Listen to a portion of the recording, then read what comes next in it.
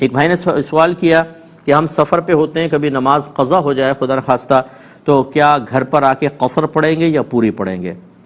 دیکھیں اصول یاد رکھیے گا، جہاں پر آپ کی نماز قضا ہوگی نا اتنی رکعتیں آپ نے پڑھنی ہیں بس.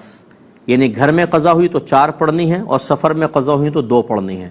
اب کس جگہ پڑھ رہی ہیں اس کا اعتبار نہیں ہوگا. لہٰذا اگر آپ نے گھر پہ نماز قضا ہوئی اور سفر کر رہے ہیں اور سفر میں اس قضا کو ادا کرنا چاہتے ہیں تو 2 نہیں بن جائیں گی، وہ 4 ہی پڑھنی ہوں گی. اور سفر میں اگر 2 تھیں قضا ہو گئیں، جیسے ظہر کی 2، عصر کی 2، عشاء کی 2، اور آپ گھر پہ آ کے پڑھنا چاہتے ہیں تو اب گھر پہ آنے کی وجہ سے 4 نہیں بن جائیں گی، 2 ہی پڑھنی ہوں گی. امید ہے کہ آپ سمجھ گئے ہوں گے. ایک انہوں نے فرمایا کہ فجر کی سنتوں سے قبل قضا نماز پڑھ سکتے ہیں کہ نہیں؟ تو بالکل پڑھ سکتے ہیں، لیکن گھر پر، کیونکہ اگر آپ مسجد میں جا کر پڑھیں گے تو نبی کریم صلی اللہ علیہ وسلم کے فرمان ذیشان کے مطابق کہ فجر کا وقت شروع ہونے کے بعد سنت فجر کے علاوہ طلوع آفتاب تک کوئی نفل نماز نہ پڑھی جائے. حدیث کا مفہوم آپ کو بتا رہا ہوں.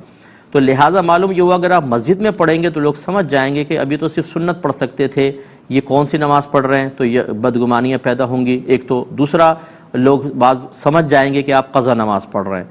تو نماز کا قضا کرنا گناہ ہوتا ہے، اور گناہ کو کسی کے سامنے ظاہر کرنا ایک اور گناہ ہوتا ہے. لہٰذا گناہ گار ہونے کے امکانات ہیں. آپ گھر پہ پڑھیں، گھر پہ پڑھنے کے بعد جا کر پھر مسجد میں فجر وغیرہ سنت پڑھ لیں اور فرض ادا کر لیں، لیکن قضا نمازیں گھر پہ پڑھیں.